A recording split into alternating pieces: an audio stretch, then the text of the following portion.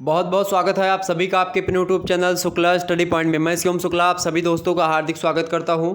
एक बहुत बड़ी खुशखबरी आप लोगों के लिए लेकर के आया हूं। अब हिंदी साहित्य का एक प्रकार से संपूर्ण कोर्स आपका लॉन्च होगा और उस कोर्स के माध्यम से आप लगभग 50 से 60 वीडियो के माध्यम से आप जान सकेंगे। उसमें लगभग 5 मॉडल पेपर होंगे आपके, ठीक है, ऑब्जेक्टिव और लिखित के मिला करके, और भी सब जैसे 6-7 मॉडल पेपर मैं कर सकता हूं अगर आप लोगों की रिक्वायरमेंट होगी तो। इसके बाद में आपको मैं बता दूं कि सिलेबस तो आपका डिस्कशन यूट्यूब पर ही मैं कर चुका हूं, क्या क्या पढ़ना है हमको और कैसे कैसे पढ़ना है। इसके अलावा आपको चैप्टर वाइज वीडियो मिलेंगी डेली टू डेली। इसके अलावा उस चैप्टर की पीडीएफ नोट्स भी आपको प्रोवाइड करवा दी जाएगी ग्रुप्स में। तो इसके लिए आपको करना क्या होगा, मैंने एक जो है वो किया था सर्वे के लिए, मैंने एक डाल दिया था आपके लिए ताकि आप लोग वोट दे सकें और पता कर सकें।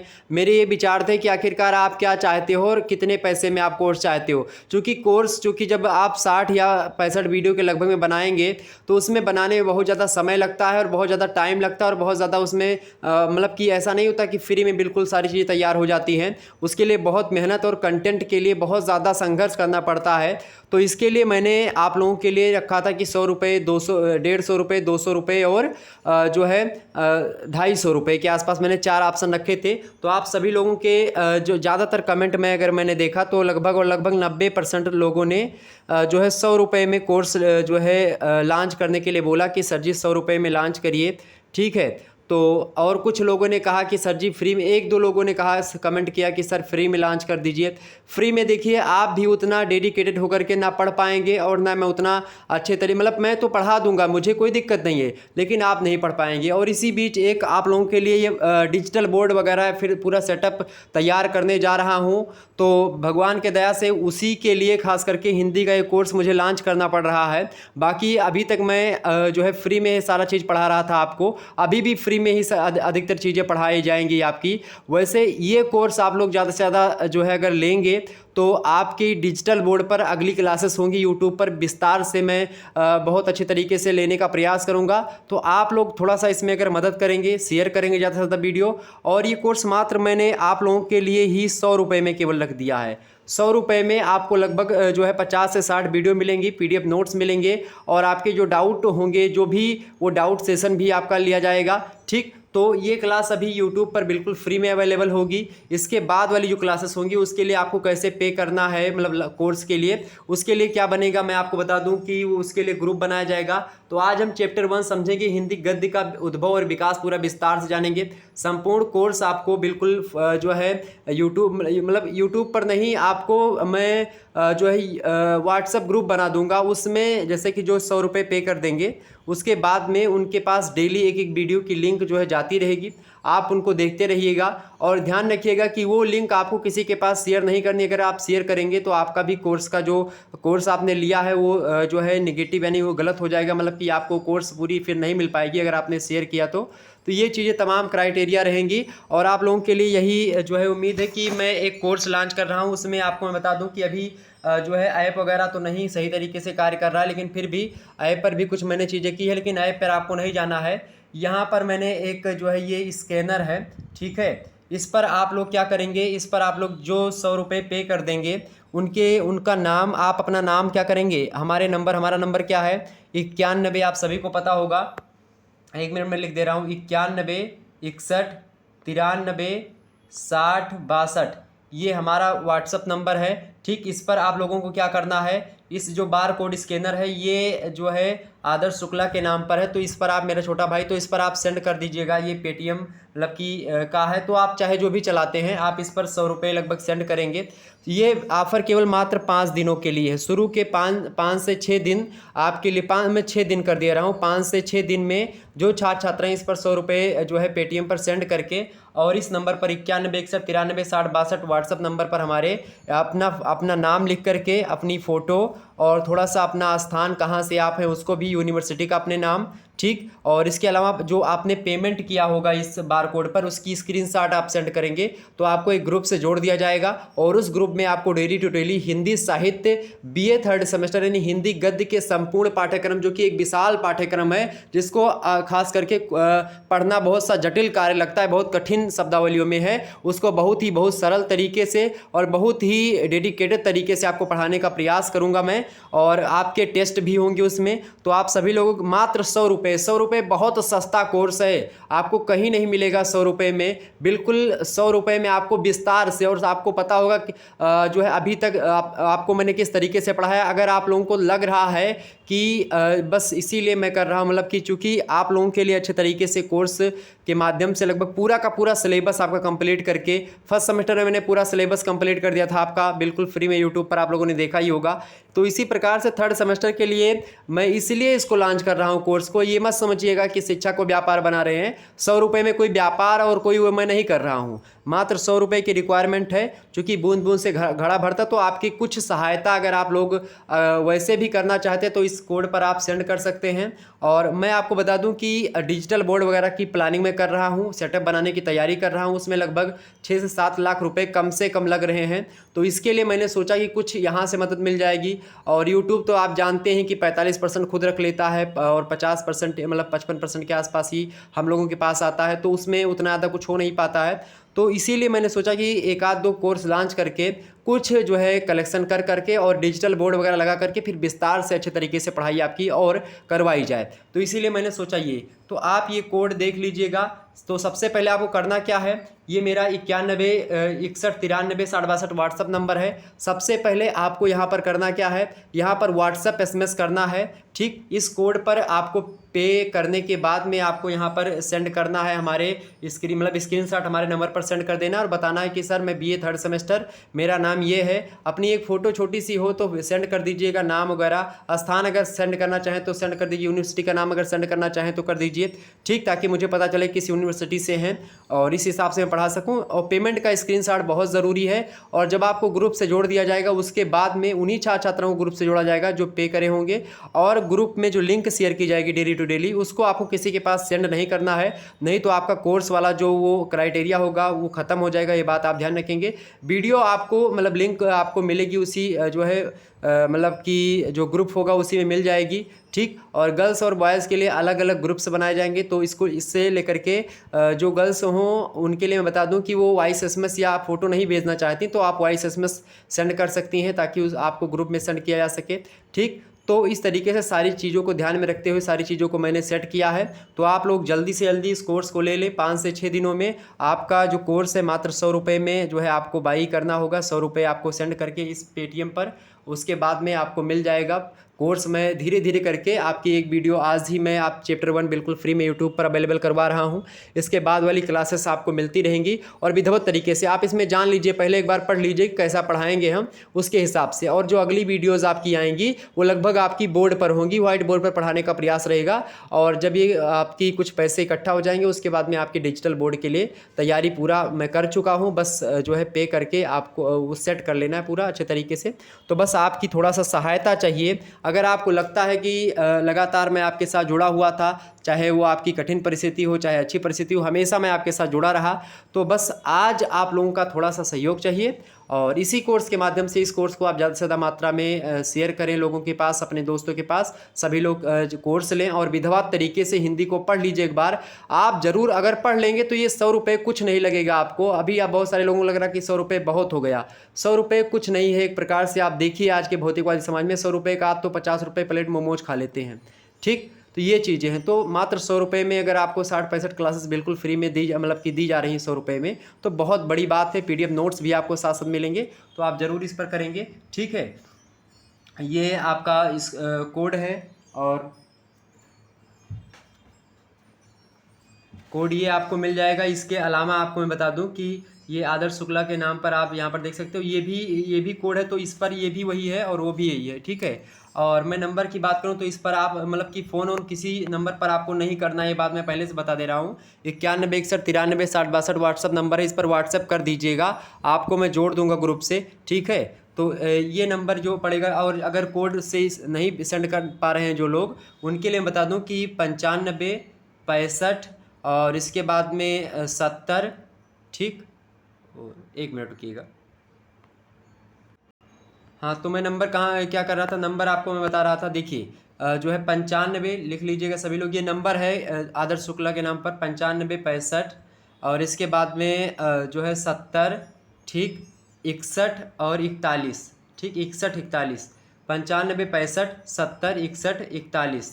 ठीक, 95 65 70 61 41, इसी नंबर पर ये सब चल रहा है। तो आप चाहे कोड के माध्यम से यहाँ से सेंड कर सकते हैं, और चाहें तो इस कोड से, मतलब जिस भी कोड से करेंगे इसी पर आएगा। ओके, उसका स्क्रीनशॉट लेकर के आप हमारे पास सेंड कर दीजिएगा। उसके बाद में हम विधिवत तरीके से आपके लिए क्लासेस ला करके आपको पढ़ाएंगे अच्छे तरीके से। तो जो छात्र छात्राएं सेंड करना चाहते हैं, कोर्स लेना चाहते हैं, और कोर्स अगर नहीं भी लेना चाहते हैं, अगर सहयोग करना चाहते हैं, तो आप इस पर सहयोग मेरा कर सकते हैं, ताकि डिजिटल बोर्ड आपके अच्छे तरीके से ला सके भाई। इसीलिए मैंने सबसे न्यूनतम प्राइस आपकी 100 रुपये रखी है। अब भाई जिसको ज़्यादा देना है वो ज़्यादा भी शेयर कर सकते हैं, और जिसको एक प्रकार से नहीं भी, तो उसके लिए व्यवस्था है यूट्यूब पर में और भी क्लासेस होंगी आपकी, लेकिन आपको विधिवत तरीके से क्लास आपको यहीं पर मिली जाएगी। एक कोर्स आप ले करके देखिए, विश्वास मानिए आप दोबारा कोर्स ही मांगेंगे, और मेरा कोर्स ऐसे ही रहेगा, सस्ता ही रहेगा। बस आप ज़्यादा से ज़्यादा लोगों तक पास पहुंचा दीजिए, बस यही आपसे विनती है हाथ जोड़ करके। चले अब मैं पढ़ने का प्रयास करता हूं, आपको पढ़ाने का विस्तार से, और जानते हैं कि आखिरकार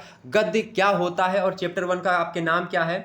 देखिए अब विधिवत तरीके से हम समझेंगे कि आखिरकार हिंदी साहित्य। शुरुआत के 10-11 मिनट मैंने आपको ले लिए इसमें, ताकि आपको अच्छे तरीके से। तो आपको क्या क्या सेंड करना है, अपना नाम 91 61 93 60 62 व्हाट्सअप नंबर है, उस पर आप अपना नाम सेंड करेंगे, अपनी फ़ोटो, ठीक है, और अपना जन्म मतलब स्थान वगैरह, यूनिवर्सिटी का नाम अगर सेंड कर सके तो। और इसके अलावा आपको जो पेमेंट आपने किया है उसकी स्क्रीनशॉट ले लीजिएगा, और उसको आप हमारे पास सेंड कर दीजिएगा, ताकि एक प्रूफ हो करके मैं आपको जोड़ दूँ, और उसके बाद में आप आसानी से पढ़ सकें और PDF नोट्स प्राप्त कर सकें हिंदी का। ओके, इसी प्रकार से अगर अन्य सब्जेक्ट का कोर्स चाहिए तो उसके लिए भी बताइएगा। वैसे इसमें आप ज़्यादा से ज़्यादा मदद करेंगे तो मैं आपके लिए जो है हो सकता है और सब्जेक्ट के एक आध दो फ्री में ही लॉन्च कर दूं, तो उसके लिए परेशान मत होइएगा। ठीक, तो बस इसमें आप थोड़ा सा मदद कर दीजिए, ताकि डिजिटल बोर्ड वाला जो है सपना वो पूरा हो सके। धन्यवाद। चलिए, मैं जानता हूँ हिंदी साहित्य BA द्वितीय वर्ष तृतीय सेमेस्टर, बात एक ही, चाहे द्वितीय वर्ष बोलो चाहे तृतीय सेमेस्टर बोलो। ठीक, तो चलिए अब हम चर्चा कर लेते हैं हिंदी गद्य के बारे में, और BA 3rd सेमेस्टर के सिलेबस के बारे में विस्तार समझेंगे। आपका जो अध्याय 1 है, अध्याय 1 में हमको क्या पढ़ना है, अध्याय 1 के माध्यम से जो है हिंदी गद्य का उद्भव और विकास।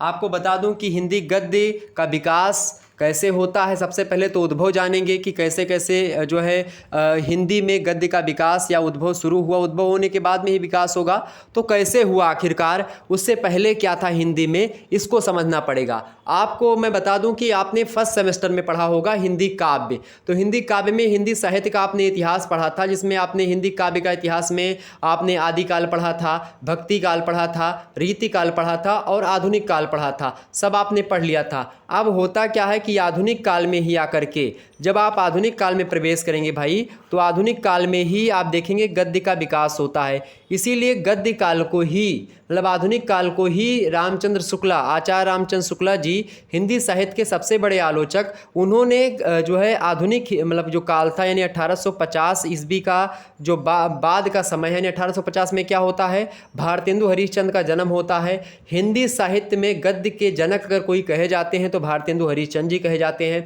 इन्होंने अनेक पत्र पत्रिकाओं का, नाटक का, और इस एक प्रकार से इन सभी का अध्ययन करके उनको सामने लाए, एकांकियों की रचना करी, कुछ एकांकियों की रचना करी। ठीक, तो इन सभी के माध्यम से हिंदी का अगर शुरुआत की बात की जाए, हिंदी भाषा में खड़ी बोली के विकास की बात की जाए, या निबंध की बात की जाए, तो उसका विकास का श्रेय यही आधुनिक मतलब कि आधुनिक काल में भारतेंदु युग को ही जाता है। इसीलिए गद्य काल नाम दिया आचार्य रामचंद्र शुक्ला जी ने आधुनिक काल को। ठीक, ये बात आप ध्यान रखिएगा, चूंकि गद्य का विकास आधुनिक काल में आकर के ही हुआ है।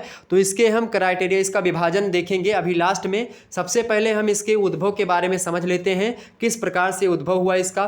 तो आप देखेंगे 1850 ईस्वी के बाद से पूर्ण रूप से एक विधिवत तरीके से हिंदी गद्य का विकास होता है। तो हम चर्चा करेंगे अभी, लेकिन उससे पहले कुछ हमने यहाँ पर नोट्स आपके लिए यहाँ पर रखा है। ये पीडीएफ नोट्स आपको मैं सेंड कर दूंगा ग्रुप्स में, तो आप सभी लोग जो है कोर्स ज़रूर लें, यही मेरी आपसे इच्छा है और यही मेरी आपसे निवेदन है। चलिए, आपका पहला पॉइंट यहाँ पर मैंने लिखा कि भाव एवं विचार को व्यक्त करने के लिए क्रमशः पद्य और गद्य का सहारा लिया जाता है। यानी जब भी आपको अपने विचारों का, अपने भावों को किसी दूसरे तक पहुँचाना होता है तो उसमें एक भाषा माध्यम का कार्य करती है। यानी भाषा के माध्यम से आप या हम अपने विचारों को एक दूसरे तक पहुँचाते हैं।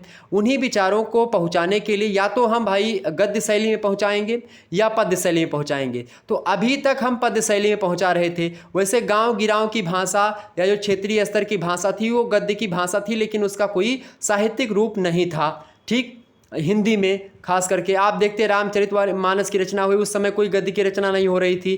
ठीक, इसके अलावा रीतिकाल में कोई गद्य की रचनाएं नहीं हो रही थी, लेकिन फिर भी इसी बीच कुछ छिटपुट गद्य की रचनाएं मिली हैं। उन्हीं रचनाओं के माध्यम से हम थोड़ा सा आगे बढ़ेंगे, एक विकास यात्रा समझेंगे गद्य की।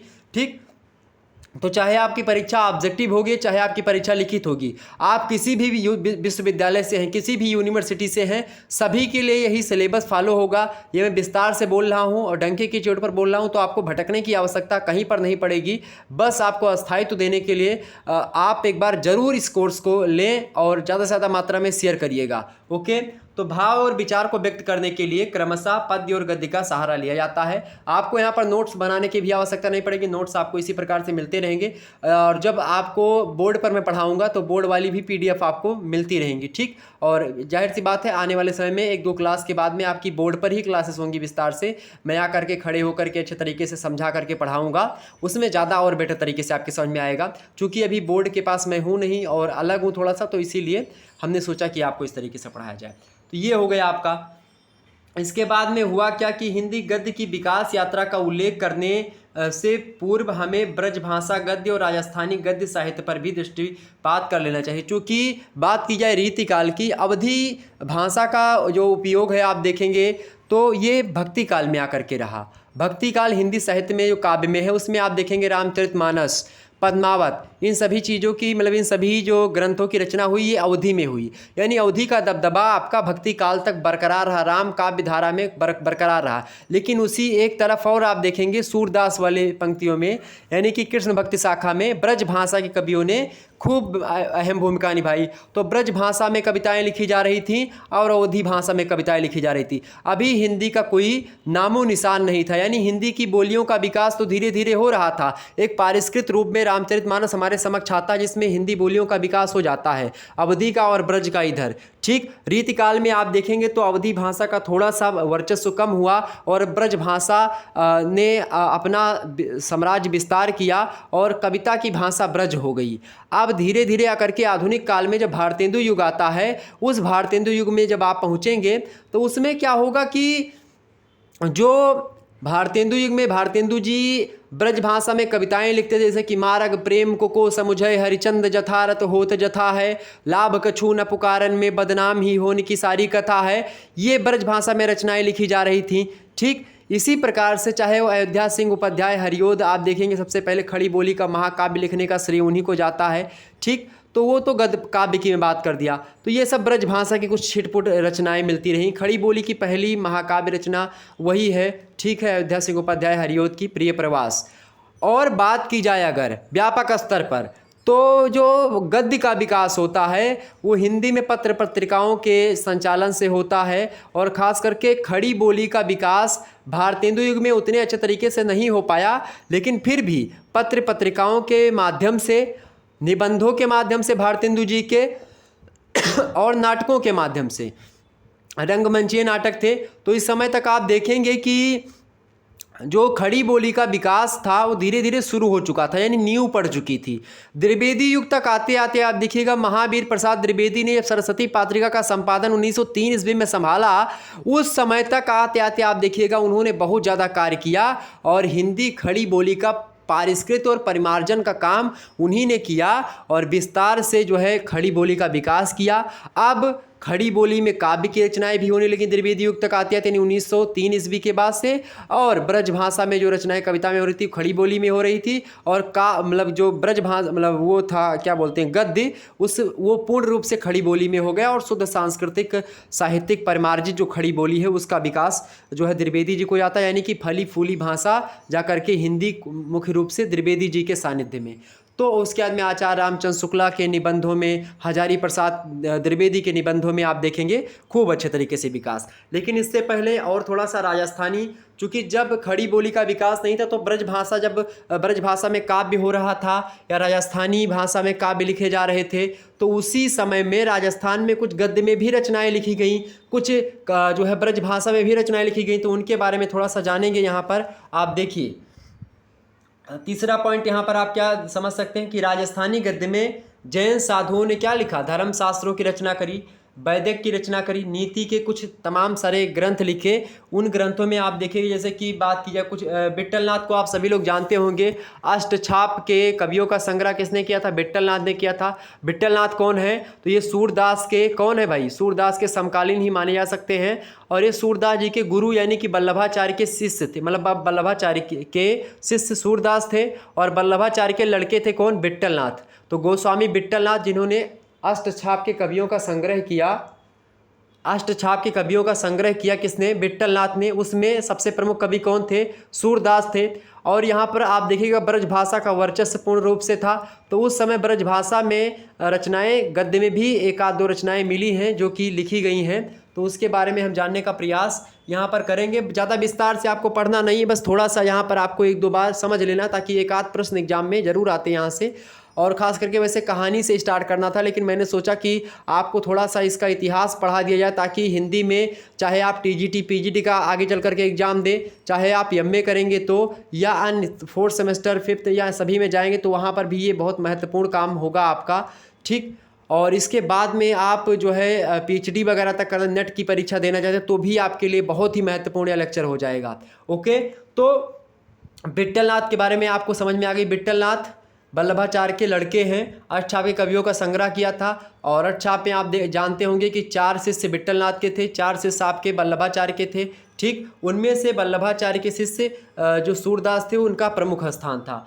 तो विट्ठलनाथ की रचना है श्रृंगार रस मंडन। श्रृंगार रस मंडन जो है 16वीं शताब्दी के उत्तरार्ध में लिखी गई। 16वीं शताब्दी का मतलब क्या होता है, 1550, उत्तरार्ध माने 1550 यानी कि बाद, 1550 ईस्वी के बाद, यानी उसी को कहते हैं 16वीं शताब्दी उत्तरार्ध। जब भी 16वीं शताब्दी का मतलब ये नहीं कि 1601, 1501 से लेकर के 1600 तक जो समय है उस समय को हम 16वीं शताब्दी कहते हैं। 17वीं शताब्दी क्या होगी, 1601 से लेकर के 1700 तक समय काल। तो ये बात समझ लीजिएगा। 16वीं शताब्दी की अगर बात की जाए तो 16वीं शताब्दी उत्तरार्ध यानी 1550 के बाद की रचना है ये श्रृंगार रस मंडन, जो कि जो है आप देखेंगे किस भाषा में, ब्रज भाषा में आपको मिलेगी और विट्ठलनाथ की रचना है। तो इसमें कुछ गद्य के छिटपुट उदाहरण हमको मिल जाते हैं। ठीक, ये बात ध्यान रखिएगा। इसके बाद में आप देखिएगा जो है गोस्वामी विट्ठलनाथ के ही लड़के हैं गोकुलनाथ गोस्वामी। गोकुलनाथ गोस्वामी विट्ठलनाथ के लड़के हैं और इनकी 2 रचनाएं बड़ी फेमस हैं, आप लोगों ने नाम जरूर सुना होगा। आप देखिए यहाँ पर 252 वैष्णवन की वार्ता और 84 वैष्णवन की वार्ता। ओके, यानी कि इसमें 252 जो है वैष्णव मुनियों को रखा गया और 84 जो सिद्ध हैं उनको इसमें रखने का प्रयास किया गया। ठीक, तो ये 17वीं शताब्दी की रचना है। ठीक है, 1601 से लेकर के 1700 के बीच की रचना है ये दोनों रचनाएं, गोकुलनाथ की है, विट्ठलनाथ के लड़के हैं। इसमें भी गद्य के आपके छिटपुट उदाहरण मिल जाएंगे, लेकिन उससे उतना हमको मतलब नहीं है। एक उदाहरण स्वरूप या ऑब्जेक्टिव टाइप का अगर आपका पेपर मान लेते हैं हो सकता होगा तो उसमें यह प्रश्न एग्जाम में पूछ सकता है। ठीक, तो इसीलिए इसको मैंने यहाँ पर रखा। कई दृष्टिकोण से के माध्यम से मैं पढ़ाने का प्रयास करूँगा ताकि आप विधिवत तरीके से हिंदी को जान सके। हिंदी आपके लिए एकदम से आसान होगी और जो कुछ भी नहीं समझ में आएगा आप कमेंट में कर दीजिएगा, मैं उन सभी का आंसर आपको दूंगा और अगले क्लास में आकर के उस कमेंट में जो आप लिखेंगे उसका उत्तर बता दूंगा। ओके, आगे समझते हैं। आगे क्या हमको पढ़ना, देखिए इसके अलावा आप देखेंगे अष्टयाम ज्ञान मंजरी। अष्टयाम किसकी रचना? नाभादास की रचना है। ये भी गद्य के छिटपुट उदाहरण मिलते हैं। ज्ञान मंजरी में भी आपको देखने को मिल जाएंगे, नासकेतोपाख्यान में भी और बैताल पचीसी में। ये सब रचनाएं जो हैं ये गद्य में कुछ मात्रा में आप देखिएगा तो ये ब्रजभाषा साहित्य से रिलेटेड हैं। ब्रजभाषा में लिखे गए गद्य के कुछ नमूने यहाँ पर आपको मिल जाएंगे। इसके बाद में आप देखेंगे खड़ी बोली में, तो खड़ी बोली चूँकि हिंदी की एक प्रकार से परिमार्जित बोली हो जाती है बाद में चल करके, तो खड़ी बोली गद्य की सर्वप्रथम महत्वपूर्ण रचना की अगर बात की जाए तो वो है चंद छंद वर्णन की महिमा। आपको पता होगा कवि गंग के द्वारा लिखित ये रचना। और कवि गंग कौन है? कवि गंग की बात किए तो ये अकबर के दरबारी कवि हैं। कौन? कवि गंग। कवि गंग कौन है? अकबर के दरबारी कवि हैं और इन्होंने ये रचना लिखी थी 1570 ईस्वी में। कब लिखी थी? 1570 ईस्वी में ये रचना लिखी थी। किसने? कवि गंग ने। चंद छंद वर्णन की महिमा, ये रचना जो है कहीं ना कहीं पे गद्य के बारे में खड़ी बोली की ये पहली रचना और सबसे महत्वपूर्ण रचना मानी जा सकती है, लेकिन इसका भी उतना योगदान नहीं रह सका। इसके बाद में बात की है 1761 ईस्वी की। 1761 ईस्वी में मेरे प्यारे दोस्तों आपको एक और व्यक्ति आएंगे, उनका नाम है क्या? राम प्रसाद निरंजनी जी। तो सन 1761 ईस्वी में राम प्रसाद निरंजनी ने भाषा योग वशिष्ठ की रचना करी। किसकी रचना करी भैया? भाषा योग वशिष्ठ की रचना करी। और इस पुस्तक के विभिन्न संस्करणों में भाषा की भिन्नता दिखाई पड़ती है, आप देखेंगे। और राम प्रसाद निरंजनी जी का यह कार्य जो है पटियाला दरबार में सेवा करते हुए महारानी जी को कथा बाँचकर सुनाया गया था, उसी का एक ग्रंथ था।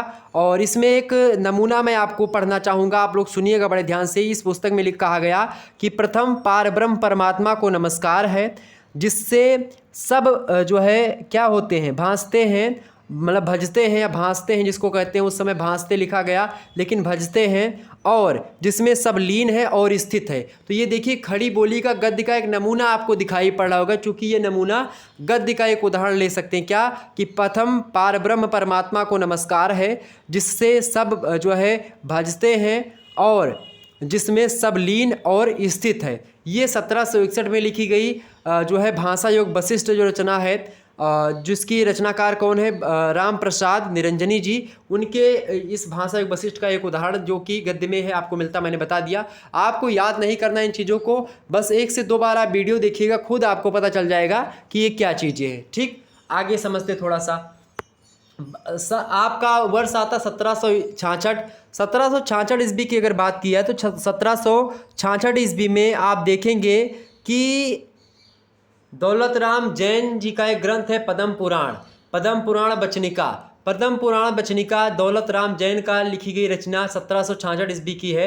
इसमें राम कथा का खड़ी बोली में वर्णन किया गया है। ठीक है, राम कथा के बारे में खड़ी बोली में वर्णन मिलता है और इसमें भाषा आप देखिएगा खड़ी बोली में ही मिलेगा। राम कथा का वर्णन है। उसमें एक उदाहरण मैं आपको बता दे रहा हूँ, आप लोग सुनिएगा कि उसमें लिखा गया कि कैसे हैं श्री राम, लक्ष्मी कर आरलिंगित है जिनका हृदय और प्रफुल्लित है मुख रूपी कमल, जिनका पुण्य अधिकारी हैं, महापुण्यवान हैं, गुणन के मंदिर हैं, उदार हैं चरित्र जिनका।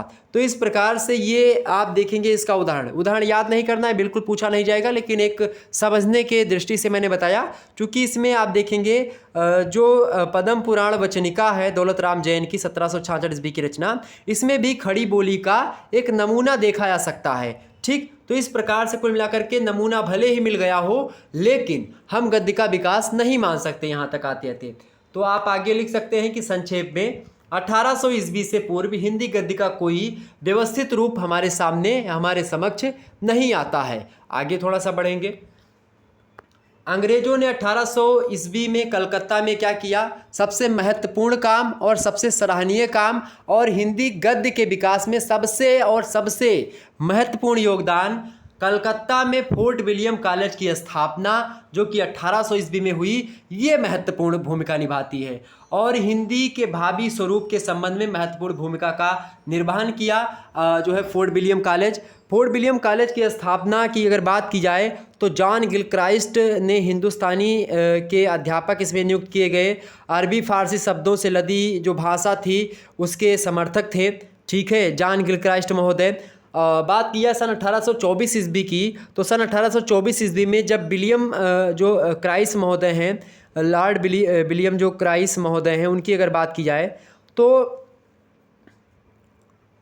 इन्होंने क्या किया, विलियम प्राइस महोदय की नियुक्ति करी इन्होंने। जॉन गिलक्राइस्ट ने क्या किया, 1824 ईस्वी में आते आते आप देखिएगा कि जॉन विलियम प्राइस की नियुक्ति हिंदुस्तानी विभाग के अध्यक्ष के रूप में जब होती है इस कॉलेज में, फोर्ट विलियम कॉलेज में कलकत्ता के, तब उन्होंने क्या किया, उर्दू के स्थान पर हिंदी भाषा को अधिक महत्व देना शुरू कर दिया। और यहीं से 1824 ईस्वी का यह काम जो विलियम प्राइस महोदय ने किया बहुत ही महत्वपूर्ण काम था। जब ये हिंदुस्तानी विभाग के अध्यक्ष नियुक्त किए गए जो है किसके, फोर्ट विलियम कॉलेज के जो है हिंदुस्तानी विभाग होता है उसमें, तो जैसे आज यूनिवर्सिटी में विभाग होते हैं उसी प्रकार से फोर्ट विलियम कॉलेज में हिंदुस्तानी विभाग था। उसके नियुक्त किए गए अध्यक्ष विलियम प्राइस, उन्होंने उर्दू के स्थान पर हिंदी को महत्व दिया और ईसाई मिशनरियों ने भी धर्म प्रचार के लिए तमाम सारी पुस्तकें तैयार करी। और इस प्रकार से जॉन गिलक्राइस्ट के समय ही फोर्ट विलियम कॉलेज में आप देखेंगे लल्लू लाल, सदल मिश्र, इन सभी व्यक्तियों के योगदान आप देख सकते हैं। यहाँ पर मैंने लिखा जॉन गिलक्राइस्ट के समय में ही फोर्ट विलियम कॉलेज में लल्लू लाल और सदल मिश्र भाषा मुंशी थे और ख़ास करके इन लोगों ने बहुत अच्छी भूमिका निभाई। चाहे वो लल्लू लाल की रचना प्रेम सागर की बात करें हम, चाहे सदल मिश्र की रचना नासकेतोपाख्यान की बात करें, ये दोनों रचनाएं ऐसी हैं जिसने हिंदी गद्य के विकास में एक महती भूमिका निभाई और अच्छे तरीके से जो है अपनी भूमिका का निर्वहन किया इन दोनों व्यक्तियों ने। ये भाषा मुंशी थे जॉन गिलक्राइस्ट के समय में ही फोर्ट विलियम कॉलेज में। ओके, और बात की जाए तो जॉन गिलक्राइस्ट ने ही देसी भाषा की गद्य पुस्तकें तैयार करने की व्यवस्था की और उर्दू हिंदी के लिए अलग अलग प्रबंध किया, ठीक है, ताकि उर्दू अलग पढ़ा जा सके, हिंदी अलग पढ़ा जा सके। लल्लू लाल जी ने खड़ी बोली गद्य में प्रेम सागर की रचना करी, सदल मिश्र ने नासकेतोपाख्यान की रचना करी और आगे चल करके आचार्य रामचंद्र शुक्ला। इसीलिए तो हिंदी साहित्य में अगर गद्य के विकास में 4 नायकों का नाम वो बताते हैं, उनमें आप देखिएगा आचार्य रामचंद्र शुक्ला ने खड़ी बोली गद्य के प्रसार के लिए 4 व्यक्तियों के नाम बताए हैं। उनमें मुंशी सदा सुखलाल, सैयद इंसा अल्लाह खान, लल्लू लाल और सदल मिश्रा। संवत 1860 विक्रमी के आसपास ये सभी लोग रहे हैं और इसी समय आप देखिएगा इन्हीं लोगों को हिंदी गद्य को आगे बढ़ाने का श्रेय आचार्य रामचंद्र शुक्ला जी देते हैं कि इन लोगों ने क्या किया, हिंदी गद्य मतलब कि हिंदी गद्य का विकास किया।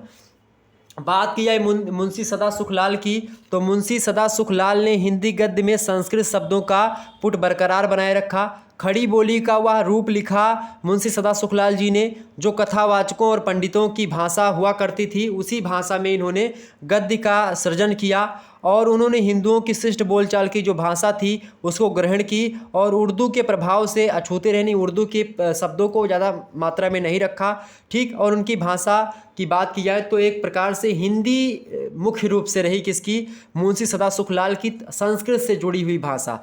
इसके बाद में आते हैं इंसा अल्लाह खां। सैयद इंसा अल्लाह खां की बात की है तो इनकी क्या भूमिका है, इन्होंने ये उर्दू के बहुत बड़े शायर माने जाते हैं। इंसा अल्लाह खां उर्दू के शायर थे। इनकी रचना है रानी केतकी की कहानी, बहुत फेमस है, आपसे एग्जाम में पूछा जाएगा ऑब्जेक्टिव में अगर आपकी परीक्षा होगी। रानी केतकी की कहानी तो इन किसकी रचना है, मुंशी जो है इंसा अल्लाह खां, सैयद इंसा अल्लाह खां की रचना है। और इस रचना का उद्देश्य यही था कि जो है उसको थोड़ा सा गद्य का विकास सही तरीके से किया सके। इनकी भाषा में आप देखेंगे तो 3 प्रकार के शब्दों का प्रयोग ये करते हैं इंसा अल्लाह खां। कौन कौन से 3 शब्दों का प्रकार, पहली तो यानी बाहर की बोली। बाहर की बोली मतलब कि अरबी और फ़ारसी, यानी कि जो विदेशों से भारत में आई थी तो अरबी और फ़ारसी भाषा का प्रयोग इनकी रचनाओं में आपको देखने को मिलेगा। इसके बाद में दूसरी वो भाषा का मतलब शब्दों का प्रयोग करते हैं जैसे गंवारी। गंवारी भाषा में जैसे ब्रज भाषा और अवधी, इन शब्दों यानी इन बोलियों के भी शब्द इनकी रचनाओं में आपको देखने को मिलेंगे। इसके बाद में भाषापन में बात की है तो संस्कृत शब्दों के भी उदाहरण आपको देखने को मिल सकते हैं। तो संस्कृत के और अवधी और ब्रज के और अरबी और फारसी के तीनों प्रकार के शब्दों को इन्होंने एकदम से मिला करके अपनी रचना जो रानी केतकी की कहानी है उसमें इन्होंने बताया और विस्तार समझाने का प्रयास किया। और इस प्रकार से इनकी भाषा में आप देखेंगे तो मुहावरेदार भाषा है, चटपटी भाषा है और चलती हुई भाषा आपको जान पड़ेगी। तो इस प्रकार से इन्होंने अपने समय में योगदान दिया हिंदी गद्य के विकास में। तीसरे नंबर पर जो नायक आते हैं उनका नाम है लल्लू लाल। लल्लू लाल की अगर बात किया तो हिंदी गद्य के उन नायकों में लल्लू लाल जी का नाम महत्वपूर्ण है और ये आगरे के रहने वाले हैं। लल्लू लाल फोर्ट विलियम कॉलेज में नौकरी करते हुए इन्होंने गिलक्राइस्ट के आदेश पर प्रेम सागर की रचना करी और उसमें जो है भागवत, आपने पढ़ा होगा भागवत में, श्रीमद् भागवत महापुराण का जो 10वां स्कंध है उसको आधार बना करके ये रचना लिखी गई प्रेम सागर। और उनकी भाषा ब्रज रंजित खड़ी बोली रही, यानी कि ब्रज भाषा के शब्दों का प्रयोग आप देखेंगे उसमें बहुलता मिलेगी, लेकिन फिर भी खड़ी बोली की भाषा मतलब खड़ी बोली में लिखा इन्होंने प्रेम सागर। और लगभग इसमें अनुप्रास अलंकार का प्रयोग ज़्यादा मात्रा में इन्होंने करने का प्रयास किया है। और प्रेम सागर की भाषा बात की तो कथा वार्ता की शैली में ही आधारित है। और इसके बाद में आते हैं जो चौथे, लल्लू लाल की बात तो मैंने बता ही दी। लल्लू लाल जी की रचनाओं में आप और तमाम से रचनाएं जैसे बैताल पचीसी हो गई, सिंहासन बतीसी हो गई, शाकुंतला नाटक हो गई और प्रेम सागर तो महत्वपूर्ण ही है। तो उर्दू, खड़ी बोली, ब्रजभाषा तीनों में ये गद्य पुस्तकें इनकी मिलती हैं। तो गद्य के विकास में इनका भी बड़ा योगदान है लल्लू मिश्र का, मतलब लल्लू लाल का। और चौथे जो नायक हैं उनका नाम है सदल मिश्रा। आचार्य शुक्ला कहते हैं कि सदल मिश्रा की बात की तो इनकी एक रचना है नासकेतोपाख्यान। नासकेतोपाख्यान की बात की जाए तो ये प्रेम सागर जब लिखी गई यानी लल्लू लाल की, उसी के समय में ही ये रचना लिखी गई है। और इसकी भाषा की बात की है तो ब्रज भाषा और भोजपुरी भाषा का प्रभाव इनकी रचना नासकेतोपाख्यान में आपको दिखाई पड़ेगा। और व्यवहार के लिए उपयोगी भाषा लिखने का प्रयास इन्होंने किया, लेकिन फिर भी इनमें संस्कृत के शब्दों का आप देखेंगे पर्याप्त प्रभाव दिखाई पड़ेगा। यानी कुल मिलाकर के अभी तक खड़ी बोली की उत्कृष्ट और प्रामाणिक रचना हमारे समक्ष नहीं आई, चाहे चार नायकों ने एक प्रकार से उसके उद्भव में बहुत महत्वपूर्ण भूमिका निभाई है। और ख़ास करके इसके बाद में क्या हुआ तो आचार्य रामचंद्र शुक्ला जी ने इन लेखकों के संबंध में कहा कि गद्य की एक साथ परंपरा चलाने वाले उपर्युक्त यानी कि जो चाहे मुंशी सदा सुखलाल हों, सैयद इंसाल्लाह खां हों, लल्लू लाल हों, सदल मिश्रा हों, इनकी बात कर रहे हैं शुक्ला जी। और कहते हैं कि इन लोगों ने आधुनिक हिंदी का पूरा जो है आभास मुंशी सदा सुखलाल और सदल मिश्र की भाषा में ही मिलता है।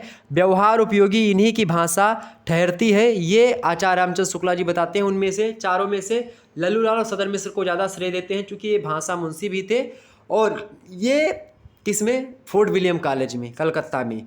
तो इस प्रकार से ये चीज़ें हुई। इसके बाद में कुछ और चीज़ें हुई, जैसे कि इसी समय क्या हो रहा था कि अंग्रेज लोग भारत में आए हुए थे, तो उन लोगों ने क्या किया, ईसाई मिशनरियों ने धर्म अपने प्रचार के लिए कि हमारा धर्म बढ़े, उस धर्म को लोगों तक पहुंचाने के लिए भारतीय लोग बाइबिल वगैरह को पढ़ सकें, इसके लिए उन लोगों ने हिंदी में अनुवाद प्रकाशित किया बाइबिल का। और ये भी कहीं ना कहीं पे क्या हुआ, बाइबिल में जब हिंदी का वो हुआ तो ये भी एक गद्य रचना आपकी हमारे समक्ष आ चुकी। ठीक। और इसके अलावा अंग्रेजी के और मतलब अंग्रेजी ढंग के स्कूल कॉलेजों की स्थापना हुई, हिंदी के विकास में इसका भी योगदान रहा। इसके अलावा तमाम पुस्तकों को विद्यार्थियों के लिए हिंदी में लिखी गई ताकि विद्यार्थी पढ़ सकें, इससे भी हिंदी गद्य का विकास हुआ। और ईसाइयों के धर्म प्रचार से हिंदू धर्म की रक्षा का विचार कहीं ना कहीं पे क्या हुआ, कई धर्म प्रेम भक्तों से उत्पन्न हुआ और वो लोग हिंदी में और गद्य की रचनाएं करने, पत्र पत्रिकाओं का संपादन करने लगे। और देखेंगे अनेक पत्र पत्रिकाएं, समाचार पत्र निकलने लगे, इससे भी हिंदी गद्य का विकास हो सका। तो ये देखेंगे पत्र पत्रिकाओं में बात की कौन कौन सी पत्र पत्रिकाएं, जैसे कि सबसे पहली पत्रिका कौन है, देखिएगा उदंत मार्तंड, हिंदी का सबसे पहला उदंत मार्तंड है, युगल किशोर के द्वारा जो है प्रकाशित है, पंडित युगल किशोर जी के द्वारा। बंगदूत आप देखते हैं, ये भी पत्र पत्रिका ही है। बनारस अखबार, सुधाकर, बुद्धि प्रकाश, समाचार सुधा वर्षण, इसके अलावा सत्यदीप, लोक मित्र और तत्वबोधिनी पत्रिका, ये तमाम प्रकार के पत्र पत्रिकाओं का संपादन शुरू हुआ।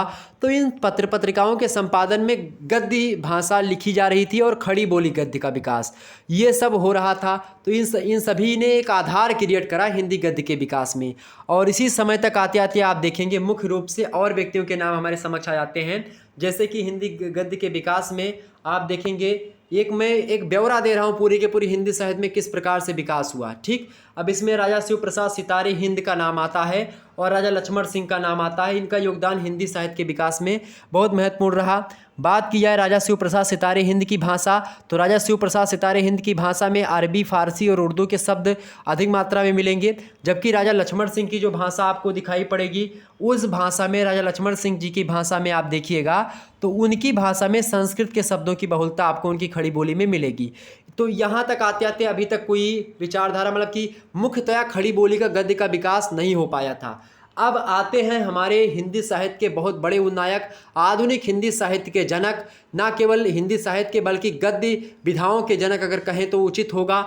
हिंदी साहित्य में कविता कार, पत्र पत्रिकाओं के संपादन में महती भूमिका निभाने वाले और इसके अलावा बहुत बड़े नाटककार, ठीक, और एकांकी भी, नाटकीय एकांकी की रचना करी इन्होंने, और भारत दुर्दशा, इसके अलावा ठीक है अंधेर नगरी, तमाम प्रकार के नाटकों की रचना करी।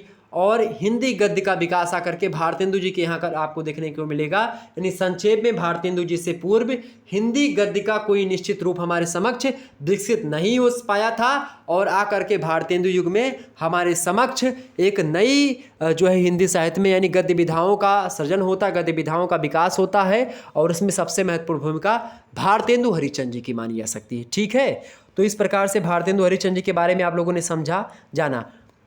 फिर उसके बाद में क्या होगा, भारतेंदु हरिश्चंद्र के बाद में क्या होगा, भारतेंदु हरिश्चंद्र जी हिंदी गद्य का कोई निश्चित रूप उन तक नहीं, मतलब कि इनसे पहले नहीं था, इन्होंने उसको निश्चितता प्रदान करी, हिंदी साहित्य में व्यवस्थित स्वरूप दिया हिंदी साहित्य के गद्य को। इसके अलावा आप देखिएगा तो इनके भाषा में उर्दू शब्द भी मिलेगा, संस्कृत का शब्द भी मिलेगा, और कहीं ना कहीं पे जनमानस के द्वारा जो भाषा है, जनता से जुड़ी हुई भाषा, उसका प्रयोग भी इनकी रचनाओं में मिलता है।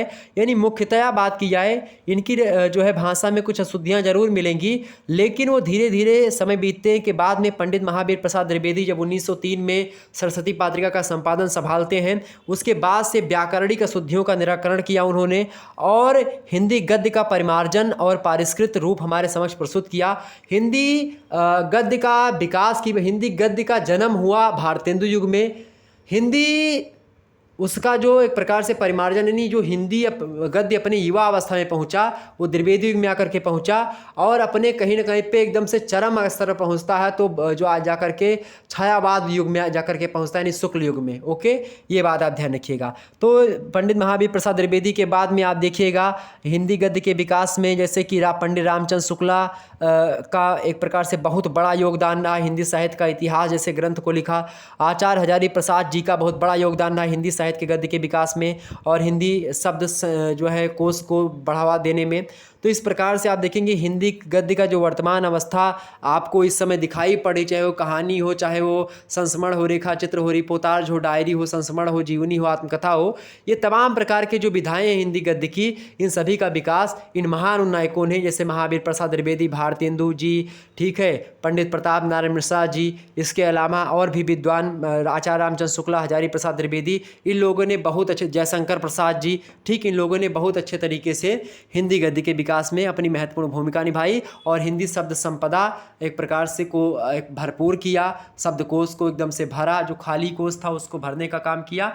तो कुछ इस प्रकार से हिंदी गद्य का विकास हो सका। ओके, इसके बाद में आपको मैं बताऊं कि अब हम आगे जब पढ़ेंगे तो अगला जो आपकी क्लास होगी वो हिंदी कहानी का विकास होगा। लेकिन इससे पहले आप थोड़ा सा अगर हिंदी गद्य का काल विभाजन आपसे पूछ ले कि हिंदी गद्य का काल विभाजन, जैसे कि आपने हिंदी काव्य का अभी तक काल विभाजन पढ़ा होगा कि आदिकाल, और आदिकाल को वीरगाथा काल रामचंद्र शुक्ला ने कहा। उसके बाद में भक्ति काल में उत्तर मध्यकाल, उत्तर पूर्व, मतलब कि आपने पढ़ा होगा कि पूर्व मध्यकाल, उत्तर मध्यकाल, ठीक, यानी कि भक्ति काल में रीतिकाल और भक्ति काल आपने पढ़ा होगा। ठीक, इसके अलावा आपने जो है आधुनिक काल पढ़ा। आधुनिक काल में आपने भारतेंदु युग, काव्य के हिसाब से बताऊं तो भारतेंदु युग पढ़ा, छायावाद युग, मतलब भारतेंदु के बाद में द्विवेदी युग, द्विवेदी के बाद में छायावाद युग के बाद में आपने क्या पढ़ा, प्रगतिवाद के बाद में आपने प्रयोगवाद पढ़ा। प्रयोगवाद के बाद में आपने क्या पढ़ा भाई, प्रयोगवाद के बाद में आपने नई कविता पढ़ा। नई कविता के बाद में आपने सठोत्तरी कविता यानी समकालीन कविता जिसको कहते हैं उसको पढ़ा। इसी के समकालीन आपने देखा होगा कि कुछ नवगीत विधाओं की रचना हो रही थी तो उसको आपने पढ़ा। अब इसी के पैरेलल आधुनिक युग में, यानी जब आप आधुनिक युग में प्रवेश करते हैं, यानी 1850 ईस्वी के बाद से आप देखिएगा खास करके प्रारंभ होता है आपका गद्य का विकास। लेकिन एक थोड़ा सा और पहले से हम जानना चाहेंगे जो मैंने शुरुआत में बताया आपको। तो आइए थोड़ा चर्चा करते हैं कि इसका काल विभाजन हम कैसे कर सकते हैं। काल विभाजन करने के लिए आप यहाँ पर देखिएगा, सबसे पहले आप काल विभाजन करते समय पूर्व भारतेंदु युग मतलब कि भारतेंदु युग से पहले का जो समय काल रहा है जिसको आप प्राचीन युग कहते हैं।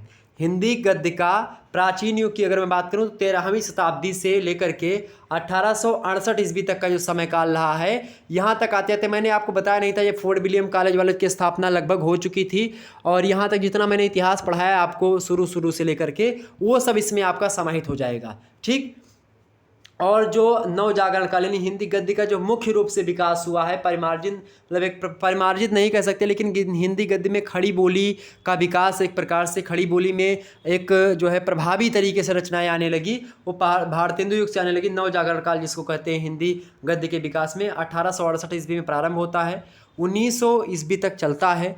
उसके बाद में क्या होता है कि द्विवेदी युग आता है। द्विवेदी युग की बात की जाए तो उसमें 1903 मतलब 1900 ईस्वी से प्रारंभ होता है, 1922 ईस्वी तक द्विवेदी युग चलता है गद्य काल में। ठीक, इसमें जो है हिंदी खड़ी बोली का परिमार्जन और परिष्कृत रूप हमारे समक्ष आता है, और गद्य का चरम विकास, चाहे वो कहानी का विकास हो, इसी काल में होता है। ठीक, और उपन्यासों का विकास हो या अन्य प्रकार की चीज़ों का विकास हो, तमाम प्रकार की गद्य विधाओं का विकास आप देखिएगा आकर के, तो यहीं से प्रारंभ होता है। इसके बाद द्विवेदी युग में, इसके अंदर चौथा आपका युग आता है शुक्ल युग। शुक्ल युग को ही छायावादी युग कहा जाता है। काव्य में यानी जब छायावाद चल रहा था उसी समय जो है मतलब कि गद्य में, जब काव्य में छायावादी युग चल रहा था उसी समय गद्य में शुक्ल युग आपका चल रहा था। ठीक, शुक्ल युग, चूंकि शुक्ल जी ने गद्य में बहुत महत्वपूर्ण भूमिका। द्विवेदी युग किसके नाम पर पड़ा है? ये महावीर प्रसाद द्विवेदी के नाम पर पड़ा है। भारतेंदु युग पंडित जो है भारतेंदु हरिश्चंद्र जी के नाम पर पड़ा है। ठीक, द्विवेदी युग तो महावीर प्रसाद द्विवेदी, और शुक्ल युग आचार्य रामचंद्र शुक्ला। तो शुक्ल युग यानी छायावादी युग 1922 से लेकर के 1938 तक का जो ईस्वी तक का जो समय काल है, ये शुक्ल जी का समय काल है, क्योंकि इस समय शुक्ल जी ने अनेक महत्वपूर्ण काम किया। ओके, इसके बाद में आपका आएगा शुक्लोत्तर युग। शुक्लोत्तर युग यानी कि छायावादोत्तर युग। ठीक, इसी को कहते हैं। शुक्लोत्तर माने होता शुक्ल उत्तर यानी शुक्ल जी के बाद वाला युग। ठीक, शुक्ल उत्तर, उत्तर माने बाद में। ठीक, या छायावादोत्तर, छायावाद के बाद वाला, जिसको आप प्रगतिवाद जिसको आप कहते हैं, ठीक, खास करके वो, तो वो उसी को कहते हैं शुक्लोत्तर युग। ठीक है, छायावादोत्तर। तो शुक्लोत्तर युग की अगर बात की जाए तो वो 1938 ईस्वी में शुरू होता है, 1947 ईस्वी तक जो रचनाएं लिखी गई वो इसमें रखी जाएंगी। और स्वतंत्रोत्तर युग की बात की है तो 1947 ईस्वी से लेकर के अब तक का जो समय काल है ये क्या है? स्वतंत्रोत्तर युग है, यानी कि स्वतंत्रता के बाद। स्वतंत्रता हमको कब मिली? 1947 ईस्वी में। और चूंकि साहित्य समाज का दर्पण होता है, तो समाज में जब परिवर्तन हुआ, समाज में अभी तक औपनिवेशिक समाज था, अब स्वतंत्र समाज की स्थापना जब हुई 1947 ईस्वी में, उसके बाद से साहित्य का एक प्रकार से क्या हुआ, साहित्य में भी समाज में परिवर्तन हुआ, उसी के साथ साथ साहित्य में भी परिवर्तन होता है। और ये हमारे समक्ष अनेक नई प्रकार की गतिविधियों का विकास होता है। तो इन सभी चीज़ों को हम समझेंगे। तो अब तक तमाम प्रकार की गतिविधियों का विकास हो चुका है। तो इस प्रकार से आप लोगों ने समझा। और आपको बता दूं, ये क्लास आप लोगों ने तो देखी होगी, साइकोलॉजी की सिलेबस मैंने डिस्कस कर दिया है, आप लोग देख लीजिएगा। ठीक, और आपको एक बार फिर से मैं बता देना चाहता हूँ कि जो लोग अभी नए नए जुड़ रहे हैं उनके लिए ये कोर्स लॉन्च हो रहा है हिंदी साहित्य का। और जिसको कोर्स लेना है वो आप इस पर पेटीएम पर 100 रुपये, शुरू के 5 से 6 दिनों तक के लिए आपके लिए मात्र 100 रुपये है। उसके बाद में यही फीस बढ़ करके आपकी 150 रुपये हो जाएगी। ठीक, ये बात आप ध्यान रखिए। तो शुरुआत में जितना जल्दी एडमिशन हो सके आप लोग ले लीजिएगा। 9161 या चाहे इस पर आप भेज सकते, चाहे इस पर आप भेज सकते, किसी पर आप भेजिएगा। स्क्रीनशॉट ले करके आप हमारे नंबर 9161 93 60 62 पर आप व्हाट्सएप पर इसका पेटीएम वाला स्क्रीनशॉट हमारे पास सेंड कर दीजिएगा। जो भी मतलब कि आप स्क्रीनशॉट होगा उसको आप सेंड कर दीजिएगा। और स्क्रीनशॉट सेंड करने के बाद में, ठीक है, तो स्क्रीनशॉट सेंड करिए। चाहे मतलब कि यही कोड है, चाहे ये वैसे तो फ़ोन पे है, लेकिन आप जो है जो भी कर सक मतलब कि इस पर कोड आप चाहे जो भी चलाते हैं आप इसको स्कैन करेंगे तो आप सेंड कर सकते हैं। ठीक है, ये बात आप ध्यान रखिएगा। तो इस पर आप सेंड कर सकते हैं। ओके, चाहे गूगल पे चाहे फ़ोन पे, ये आपका जो है फ़ोन पे वाला जो है बार कोड है, और ये आपका गूगल पे वाला है। ठीक, तो आप चाहे जिस पर आप सेंड कर सकते हैं स्क्रीनशॉट ले करके। ओके, तो इस पर आप जैसे ही 100 रुपये आप सेंड करिएगा और अपना नाम और अपना जो है एक फ़ोटो आप सेंड कर दीजिएगा हमारे व्हाट्सएप पर। आप लड़का हैं तो आप बता दीजिए कि सर मैं बॉयज़, और लड़की हैं तो वो आप सेंड कर दीजिएगा। और किसी प्रकार से अगर किसी प्रकार से कोई थोड़ा सा चालाकी करने का प्रयास बिल्कुल भी नहीं करिएगा, नहीं तो फिर यार मुझे नहीं लगता कि आप अच्छे तरीके से पढ़ पाएंगे, क्योंकि आपका कोर्स जो है वो बैन हो जाएगा अपने आप। तो शेयर करने का प्रयास नहीं करेंगे उसको, यानी कोर्स में जो लिंक आपको सेंड की जाएगी उसको अगर आप शेयर भी करते हो किसी के पास तो शायद वो ना देख पाए। और अगर आप शेयर करेंगे तो मुझे जो बिल्कुल तुरंत पता चल जाएगा कि ये लिंक आपने शेयर करी है। ठीक, तो उसके लिए मैं फिर एक्शन हो सकता है, उसका कोर्स फिर नहीं मिल पाएगा, उसको ग्रुप से रिमूव हो सकता है। तो इसीलिए आप ऐसा करिए कि अपने आप में आसानी से पढ़ लीजिएगा। सभी दोस्तों को बता दी चूँकि डिजिटल बोर्ड आपके लिए लाने वाले हैं, इसीलिए मैंने सोचा कि आपको एक कोर्स भी दे दिया जाए, इसी माध्यम से आप थोड़ा सा सहयोग कर सकेंगे हमारा। और जिनको और सहयोग करना है तो आप सहयोग कर सकते हैं, इसी कोड पर आप सेंड कर सकते हैं, ठीक। और आपके लिए विधिवत तरीके से अगर आपको लगता है कि हमने आपके लिए कुछ अच्छा किया है तो आप अवश्य थोड़ी सी मदद कर सकते हैं। चलिए फिर मिलते हैं हम नेक्स्ट वीडियो में। तो आप ज़रूर एक बार कोर्स को ट्राई करेंगे, विस्तार से इसकी PDF वगैरह आपको सेंड कर दी जाएगी। ओके, तो जो भी आपकी रिक्वायरमेंट होगी, जो भी आपका जो है कथन है या फिर जो भी आप कहना चाहते हैं, आप कमेंट सेक्शन में बता दीजिएगा। और कौन कौन सब्जेक्ट पे आपको वीडियो चाहिए वो भी आप बताइएगा। वैसे और भी सब्जेक्ट के में क्लासेस आपकी यूट्यूब पर आपको देने का प्रयास रहेगा। बाकी और सब्जेक्ट जैसे कि हिंदी साहित्य का इसीलिए मैंने लॉन्च किया ताकि थोड़ा सा रिक्वायरमेंट थी पैसे की, और वो डिजिटल बोर्ड वगैरह लगवाना था, तो इसके लिए थोड़ा सा कलेक्शन करना था और इकट्ठा नहीं हो पा रहा था। इसलिए आप लोगों की मदद के लिए मैंने सोचा कि मदद ऐसे कहना उचित ना होगा, इसीलिए आपके लिए कोर्स लॉन्च किया जाए, कोर्स प्लान किया जाए। और इसमें आपको लगभग 60 से 70 मतलब कि लगभग 55 से 60 क्लासेस मिलेंगे, जिनमें आपके मॉडल पेपर होंगे, सॉल्व क्वेश्चन पेपर होंगे। इसके अलावा PDF नोट्स आपको मिलेंगे, आपके जो डाउट सेशन होंगे वो भी आपको इसमें मिलने का प्रयास रहेगा। तो आपको ग्रुप में डेली आपको एक एक लिंक मिलती रहेगी, और हो सकता है संडे को आपकी छुट्टी हो, लेकिन हो सकता है मतलब वो लिंक आप चाहे जब देख सकते हैं। एक ज़रूरी नहीं कि एक ही बार आपको मिलेगा देखने के लिए, आप उसको 2 से 3 बार एक वीडियो को देख सकते हैं, 4 बार 10 बार, जब जितनी बार इच्छा हो आप देख सकते हैं उसको। ओके, चलिए फिर मिलते हैं नेक्स्ट वीडियो में, तब तक के लिए जय हिंद जय भारत। तो आप ज़रूर एक बार ट्राई करेंगे, विधिवत तरीके से अच्छा लगेगा। और सबसे सस्ता इसलिए मैंने रखा, मैंने इसलिए पोल करके आपसे पूछ भी लिया था, तो आप सभी लोगों ने लगभग जो है 1 से 2 हज़ार लोगों ने उस पर पोल किया है। तो आप ज़्यादा से ज़्यादा लोगों तक शेयर करिए। और सभी लोगों ने कहा कि सर जी 100 रुपये का ही रखिए। तो शुरुआत के 100 रुपये यार तो सभी लोगों के पास होंगे यार, आप लोग खर्च करते होंगे। तो अगर आपके 100 रुपये, चूँकि बूंद बूंद से घड़ा भरता है, आपका 100 रुपये आप देंगे, लेकिन सभी लोग जब थोड़ा थोड़ा देंगे तो एक थोड़ा बड़ा अमाउंट मिलेगा, उससे एक अच्छा कार्य किया जा सकता है आप लोगों के लिए। डिजिटल बोर्ड पर आप नहीं चाहते कि शुक्ला सर आपके डिजिटल बोर्ड पर पढ़ाएं, ये मोबाइल पर पढ़ाना मुझे बिल्कुल भी अच्छा नहीं लगता है। मैं सोच रहा हूँ कि कैमरा वगैरह बढ़िया सा खरीद लें, थोड़ा सा मैक वैक ले लें और डिजिटल बोर्ड हो जाए, और लाइटिंग वाइटिंग बढ़िया करके आपको बिल्कुल लाइव क्लास धड़ल्ले से धुआं धुआं करके पढ़ाया जाए, एकदम से मज़ा आ जाए फिर पढ़ने में। तो ये सब मैं करने वाला हूँ यूट्यूब पर ही, इसीलिए मैंने सोचा कि आपके लिए कुछ किया जाए। तो आप जैसा भी होगा आप एक बार ज़रूर करिएगा, कोर्स अवश्य लें। धन्यवाद, मिलते हैं नेक्स्ट वीडियो में।